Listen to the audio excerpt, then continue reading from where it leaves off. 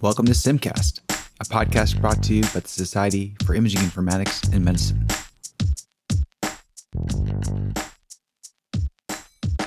Greetings, SIIMcast listeners. Today, I've had the pleasure of sitting down with Sylvia Devlin. Sylvia has dedicated over half her life to the field of medical imaging. Her journey continues to flourish. Her career commenced as a front desk clerk in radiology department while attending medical radiography school, post-high school graduation. After completing her studies, Sylvia explored various imaging areas, consistently displaying a profound interest in information systems and PACS. Sylvia's commitment to professional growth led her to obtain an undergraduate degree in information systems, followed by a master's in informatics administration. In 2010, she further solidified her expertise by earning the Certified Imaging Informatics (SIIP) certification. Sylvia has contributed significantly to the field, serving as one of the editors for the second edition of the Practical Imaging Informatics textbook and volunteering on numerous SIIM committees. In recognition of her outstanding contributions, Sylvia was inducted into the SIIM College of Fellows in 2023. Subsequently, the following year, she was honored with the prestigious Dr. Ruth Dayhoff Award for the Advancement of Women in Medical Imaging Informatics. Currently, Sylvia holds a position of Director of Customer Success at Radiology Partners and serves as Treasurer on the SIIM Board of Directors. I hope you enjoy this episode as much as I enjoyed chatting with Sylvia.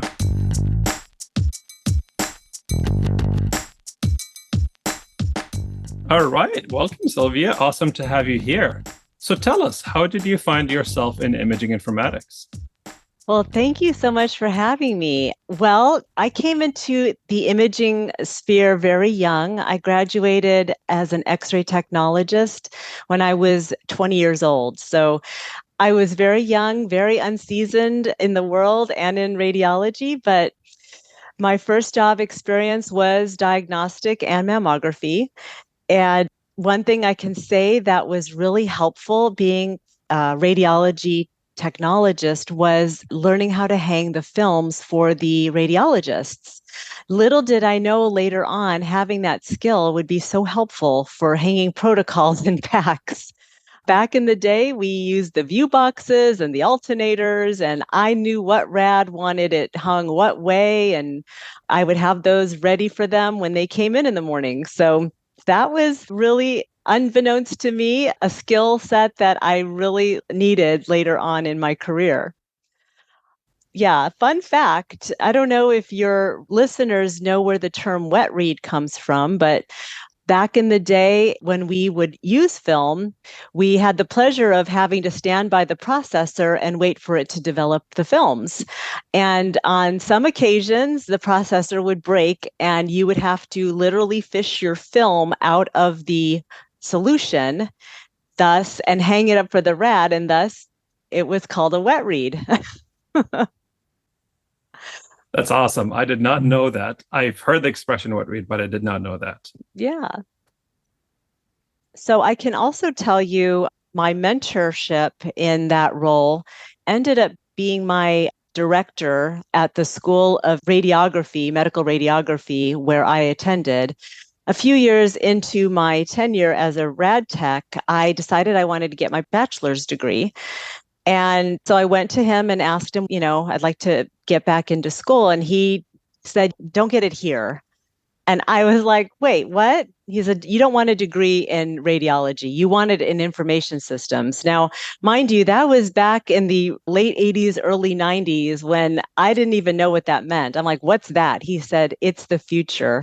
I said, okay. So there was a school nearby. He wrote me a letter of recommendation. I was able to get right in thanks to him. And I didn't have a personal computer. Nobody that I knew had a personal computer at that point. And my first day of class, I remember saying to the professor, am I going to need a computer for this? The professor's like, yeah. I said, oh, wow. And boy, did I learn what information systems was pretty quickly. Yeah, so graduating from there was a little ahead of my time because I got my degree, but the hospital that I worked at still did not have PACS. And most hospitals at that time still did not have PACS.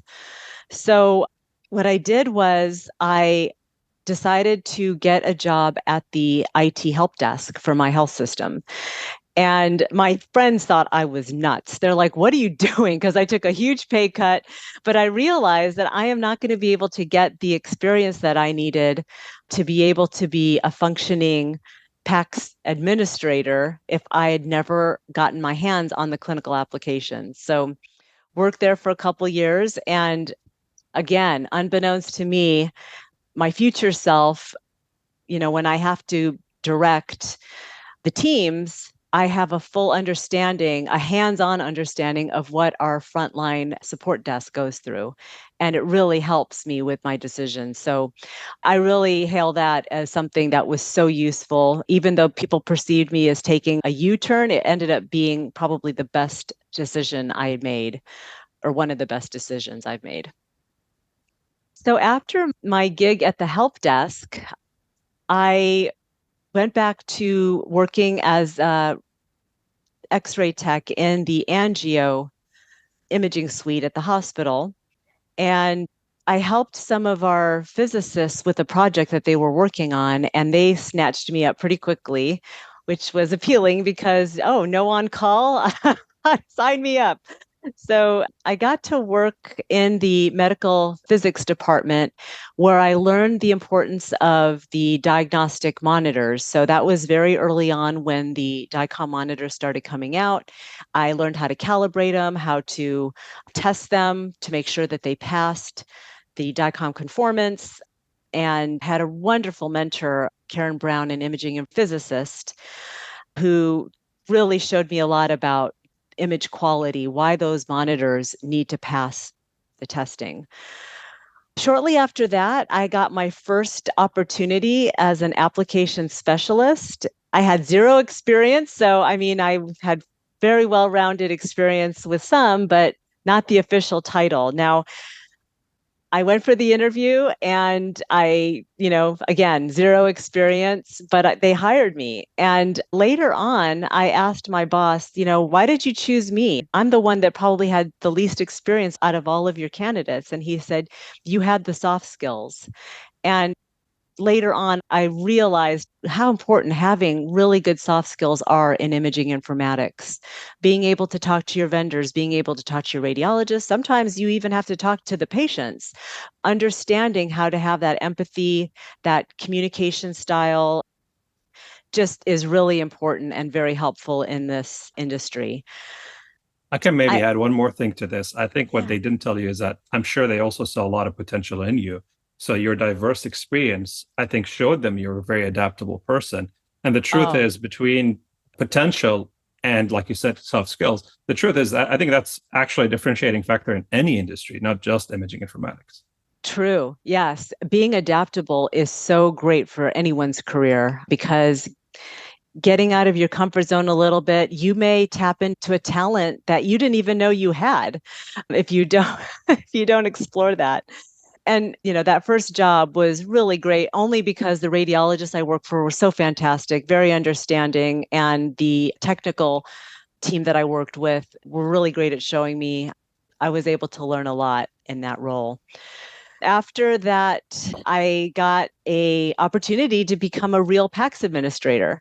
So that was a fantastic experience. The skills I acquired from being a rad tech and also in the help desk and being in the physics really helped me a lot. I was able to provide guidance to the health system that I was working for at that time on the importance of having a good diagnostic monitor to make primary reads. And, all of the skills that you learn, the downtimes, the upgrades, the go lives, I'm sure every PACS administrator who's listening to this can understand the challenges that you kind of learn on the job when you're doing it.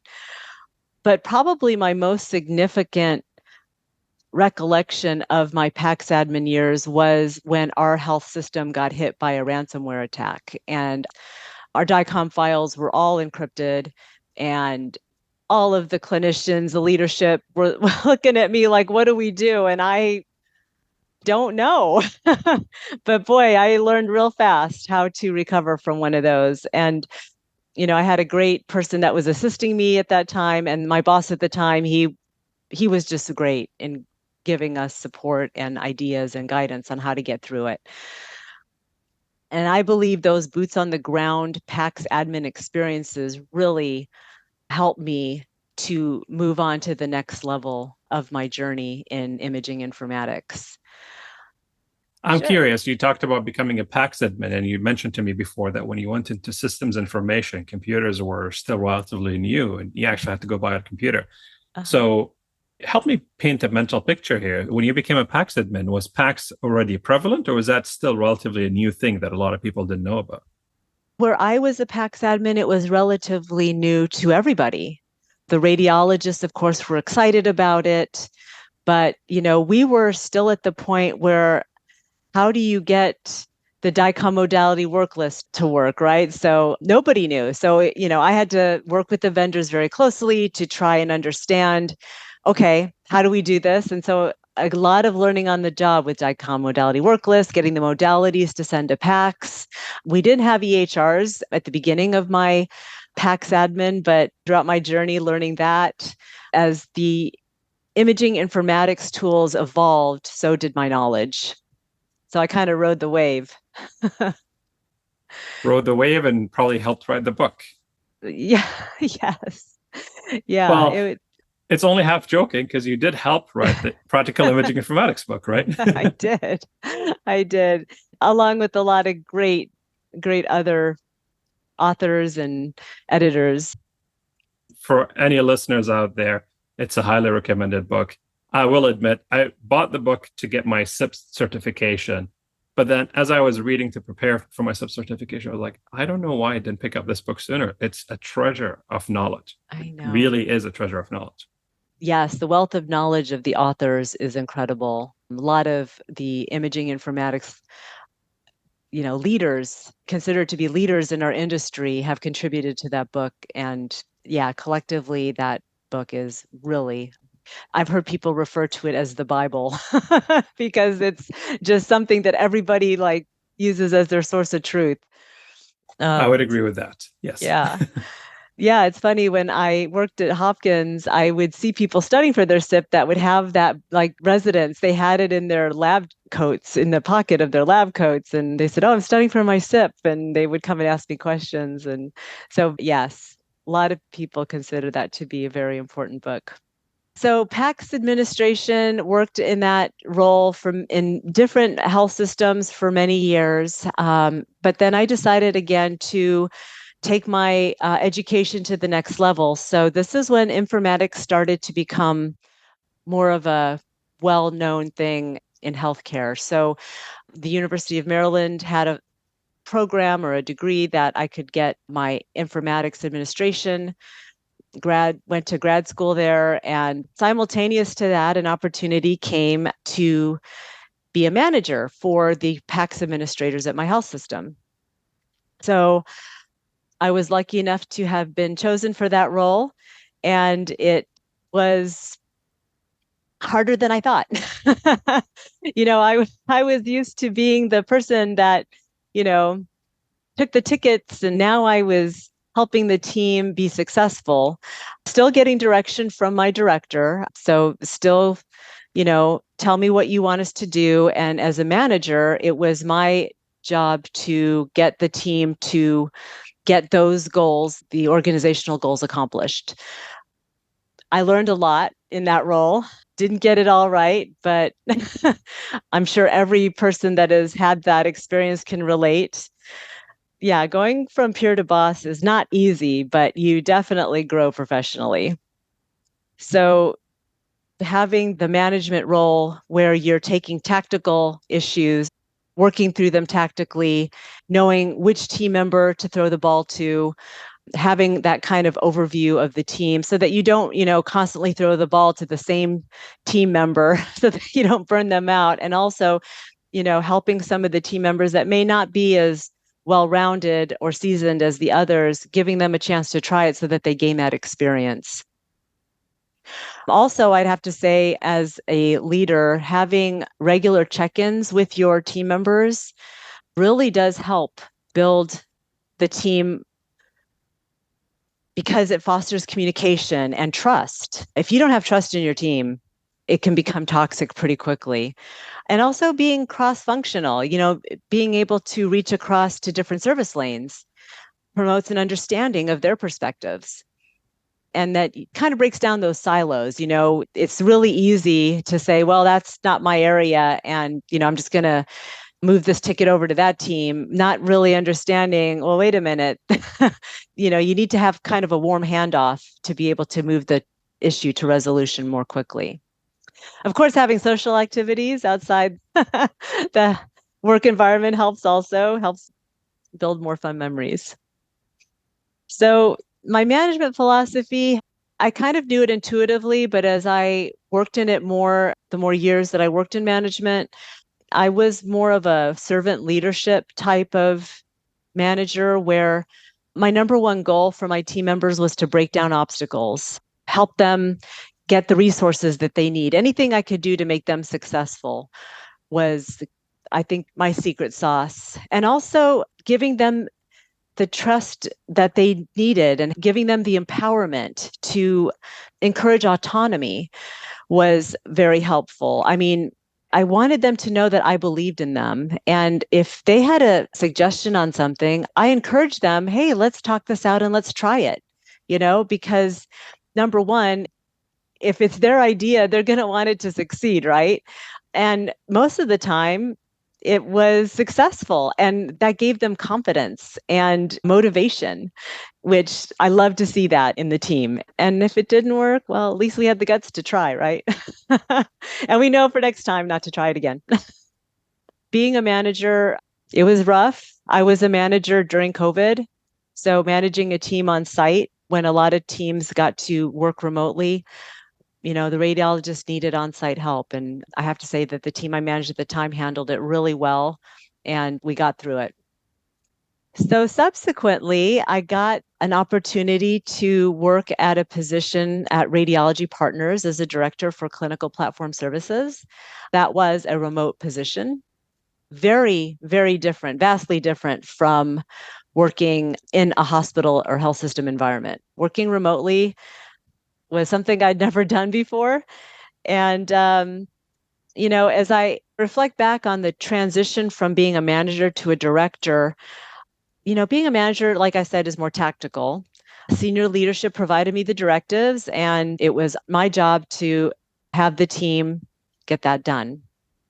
So as a director, though, you have to learn how to think more strategically rather than tactically, have a holistic view of the department and understand the team that you're directing, what they're working on, and learning to anticipate future trends and developing those long-term goals for the team to get us to be in alignment with the organization, or actually Radiology Partners is considered a practice. So being in alignment with the practice, making data-driven decisions while simultaneously weighing the potential risks and benefits is just a different mindset than being a manager. Learning how to manage up, that was something that is still a skill set that I continue to work on. But being able to, formulate strategic plans and working with the people above me, the senior leadership, as well as the team that I'm directing. Just trying to find that right balance between communicating to upper management, the team, and working remotely. You rely heavily on your virtual communication platform. And so being careful not to spam your team with constant communication, but yet making sure that you do communicate, because communication is so critical. So being a strategic thinker is a shift. You have to be adaptable and embrace continuous learning. And I think being adaptable is critical to any role in imaging informatics because technology is ever evolving.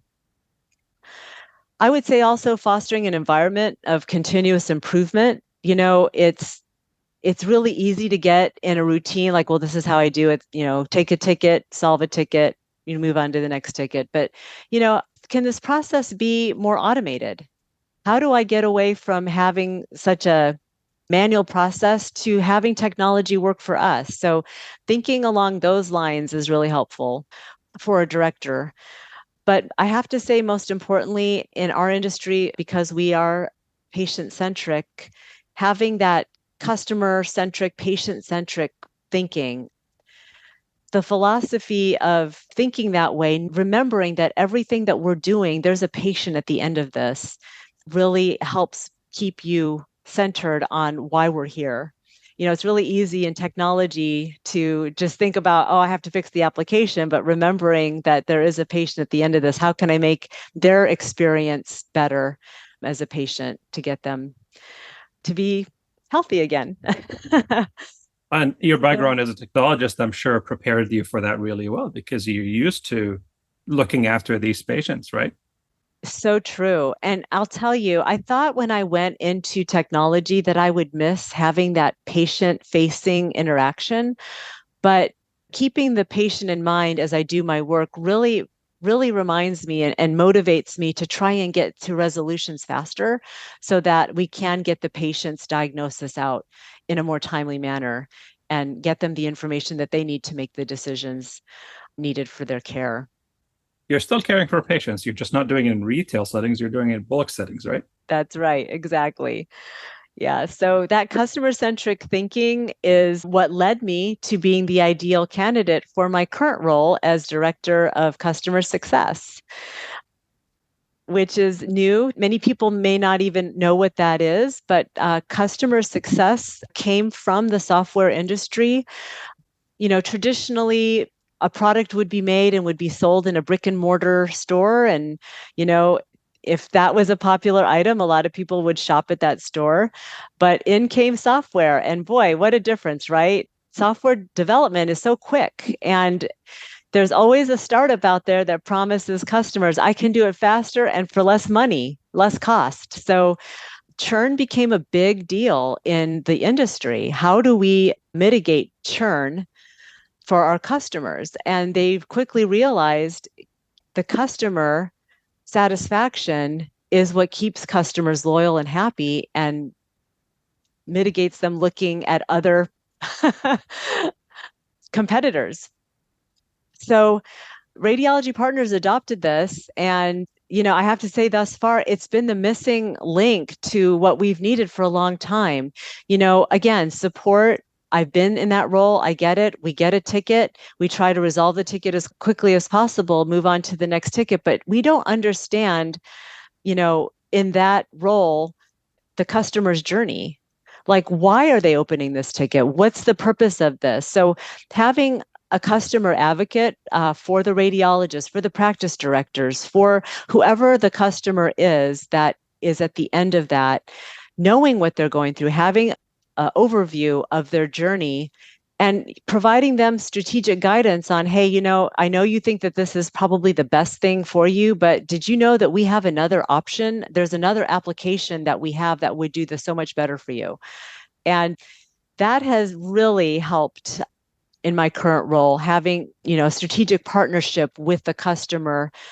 Things get resolved faster. Communication is so much better. A lot of the perception traditionally where I've worked is they open a ticket and it goes into this black hole because nobody is communicating with them. Hey, we have your ticket. I just want you to know that, this issue is larger than we thought it was. We have to engage the vendor, or, this is going to require X, Y, and Z. So, the turnaround or the time to resolution may be a little bit longer, but keeping them communicated, they have appreciated that. Like, thank you. It's so easy for the end user to think that, nobody's getting back to me. They must not be working on my ticket, where in reality, the support team is working so hard on the ticket, but just nobody had the voice for the customer or to the customer. So customer success has been very successful in my world. And I am hoping that more health systems will adopt this role in their organizations. I certainly hope so too. So as you were speaking, I was just shaking my head off. I totally agree, because it's easy to put systems like ticketing systems and whatnot in place to help improve productivity and efficiency. But we're taking away that human interaction aspect that, yes, I'm looking after your problem assurance. And that feeling is irreplaceable for us human beings, right? Right. I think about my personal life. I'm putting on my consumer hat, and it makes a world of a difference when somebody reaches out like, yes, I'm thinking about you. I'm thinking about your problem. So Yes. And, radiologists, when their application is, well, when it's down, obviously that's all hands on deck. But what if their application is glitchy and it's causing them time? And, time is impactful to a patient's care. So, being able to open the ticket, and then if they don't get any response, having that point of contact. I opened this ticket last week and I haven't heard one thing. Having a customer success role is, hey, let me look into that for you and let them know, what, I see that it's very close to resolution, and explaining the work that went into getting to the point and keeping that constant communication. I have weekly touch points with senior leadership and some champion radiologists at that practice. And, I have many practices that we work with, and they are so thankful. That's all they really want is setting expectations. Give me a realistic roadmap of where this project is so that I know. Has been, man, it has really turned the perception around that IT is, how hard hole, we yes. how we really work. Yeah. Now I know what you mean. I'll share an anecdote from my personal experience, because you were talking about the radiologist being inefficient because of their application not working as expected, taking a little bit longer. The truth is that not only matters that the application works so they could take better care of the patients, but the radiologists are also humans, and these micro problems add up and they affect their job satisfaction, their frustration, etc. Burnout, their accuracy, making errors, etc. I remember early in my career, because I came into informatics from a software development background, one of the first golden rules I was taught was radiologists hate extra clicks. And at the time, I didn't relate because I'm a software developer. I click on the mouse all day long. It doesn't bother me. So it didn't actually resonate with me. Like, I tried my best to make the software more efficient, but it never really hit me until I eventually made my way out into the field and watched radiologists work. And boy, was I ever in awe of how efficient and fast they are. Yeah. So now I totally get it. No extra clicks, has to be fast, has to be reliable for everybody's sake. Right. Yes, very true. And, if the applications, if there's a degradation in performance, they have a work list that they are trying to get through. And when the system slows them down, it's really frustrating. So I'm glad you had an opportunity to see that, because it's a real thing and they just want answers. So, I'd have to say, for anybody that's going into imaging informatics, really exciting field to go into. I absolutely love where I landed. And if I were to give any advice to up and coming aspiring imaging informaticists, be inquisitive. There's so many niches in imaging informatics. It's not just about the technology. Remembering that everything we do is about patient care. And don't be afraid to try something out of your comfort zone. I mean, look at all the pinging and ponging that I did in my journey to my current role. It may seem irrational at the time, but, if you have a vision of where you want to land and the knowledge that you need to acquire to get to where you want to be, do it, go for it. It opens so many doors. And, ask questions. And I struggle with this today. I'm in meetings and people start talking about stuff, and my little inner voice will say, what are they talking about? Should I know about this? I should know about this. Like, I'm having this internal argument in my head. And, don't be afraid to raise your hand and say, could you tell me what that means? I don't understand what you are all talking about. I can tell you 9 times out of 10 when I do that, people will ping me on the side. I'm so glad you asked that. I did not know what they were talking about either. So, don't be afraid to, raise your hand and take the initiative to ask questions along the way. I couldn't agree with that last one more, because I tell people our domain has got so many acronyms. So my joke with people is, unless you're hearing a new acronym every day, you're probably doing something wrong. Yeah.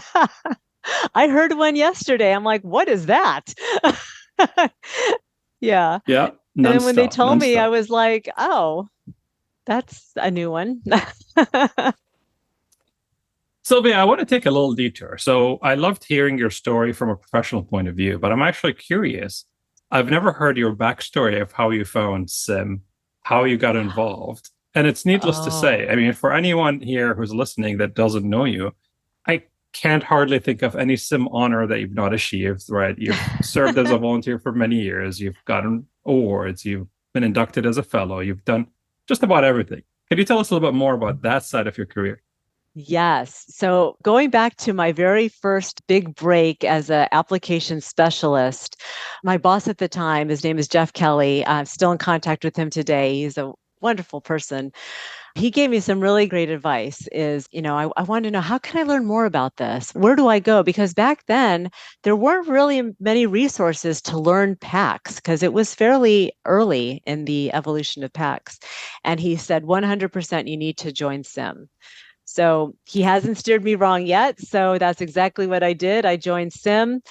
And at that time, the CIIP was fairly new. I think I might have been the second or third year. Yeah, when it came out, I decided I was going to sit for my CIIP. So SIIM was so instrumental in helping me learn about all the things in imaging informatics, really gave me a well-rounded education. The SIIM education was so instrumental to my early days in imaging informatics.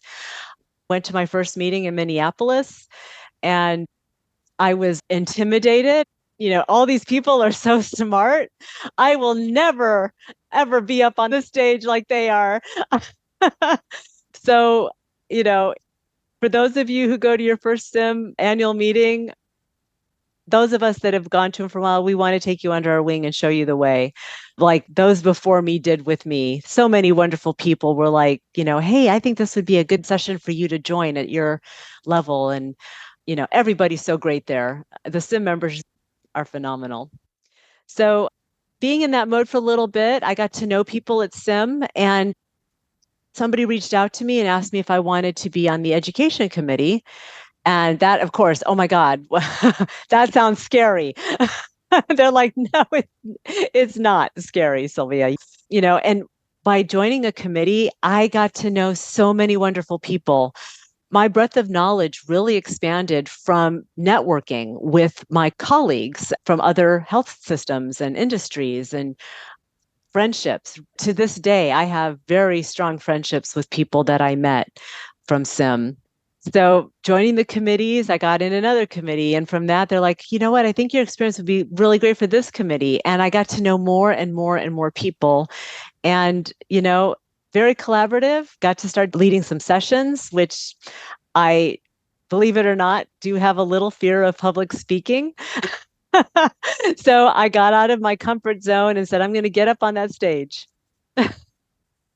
I'd like to believe you, but I don't know if I do because I've seen you speak and I feel like you're a natural at it. And when I sit Well, down in your sessions, I also find that you've got a way of making it very relevant. So even though your world is pretty different from mine, you're in the trenches.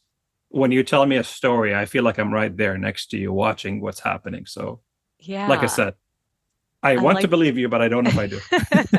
Well, I have to say that I did overcome some of that because of SIIM's opportunities. I was able, again, to get out of my comfort zone and realize a talent that I didn't even know I had. I was afraid of it. And come to find out, I was actually pretty good at it. That was, again, another fantastic opportunity that SIIM provided me.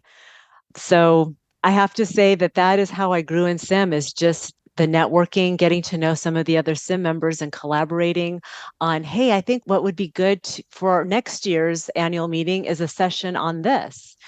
I'm actually, this customer success role, I'm actually advocating to have customer success be a session next year because I do see the benefit of this role in imaging informatics, so much so that I'd love to teach others about it. That's wonderful. If I could share maybe my personal confession about my experiences with SIIM. So for the listeners, this is something that, you want to learn from my mistakes. The first time I went to SIIM, I was maybe too ignorant, too proud to go to the first time attendee meetup. I honestly don't remember why I didn't go, but I just remember thinking about it. I was like, okay, I don't know if I want to be that obvious about being a noob. Partially because, again, I come from a software development background. And at the time, we were a really small, almost non-existent minority within SIIM. So you feel like you're an outsider.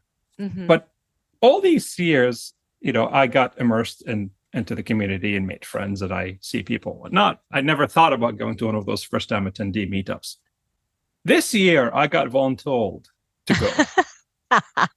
And I will tell you, I actually had so much fun, genuinely, that I promised myself from now on, anytime I'm at a SIIM meeting, it's one of my must-to-do items. Go to that first-time attendee meetup. So shout out to anyone listening to this, whether you're coming to the SIIM for a first time or you're an experienced SIIM member, go to the first-time attendee meetups. They're honestly a hoot. Highly recommend them. Yes. And isn't it so exciting to meet first-timers and just see how enthusiastic they are about getting into this field. It's so invigorating to like, oh my gosh, I remember when I was that person. Yep, absolutely. Well, and hearing the diversity, that's one of the things I love about the community is everybody's from such diverse backgrounds. Yes. You find people who are radiologists in training, and you find people like me who are software engineers, and you find other people who come from PACS admin roles and so on and so forth. It's just a really cool community, different walks of life. Right. And you learn. I mean, you wouldn't think that you would learn from somebody of whatever role they have, but it's like, oh my gosh, I'm so glad I met you because I never even thought of that perspective before. And it makes total sense. Yep, 100%. Well, this has been an absolute pleasure having you here, Sylvia. Did you have any closing thoughts or anything you want to leave our listeners with? Yeah, I mean, if you're getting into imaging informatics, really lean on SIIM. SIIM has so many opportunities like it did for me. I really don't think my professional career would have gotten as far as it did if it had not been for SIIM. You will make wonderful relationships, friendships, colleagues that you can call on when you get stuck on something. It's such a great society. And I have to say, SIIM training is just starting up and there's going to be a lot of opportunities to learn from SIIM training. And I wish I had had SIIM training when I was first starting, but learn from those that come before you so that your career can blossom as it did for mine. Great advice. If I could maybe add one more small thing to it from my personal experience is I feel like most of the fun and rewarding part of SIIM is making those personal connections. So I know sometimes it's a little awkward for us to go and approach a stranger and, make a new friend. But that's actually one of the things that I think everyone who's attending SIIM should push themselves to go. Yes. You go and hear a speech that was interesting, go out of your way to go up to the speaker afterward, thank them. And before you know it, you're friends and, you're exchanging ideas and cool concepts and stuff like that. Yeah. It's so true. There's some 100%. magic at SIIM with the networking that is just undescribable. And so awesome. Absolutely. Sylvia, it's always a massive pleasure talking to you. So thank you for sparing your time today. I know you have a million things you have to do and many places you have to be, but appreciate your giving your time to the SIIMcast. Yes, absolutely my pleasure. Thanks for having me.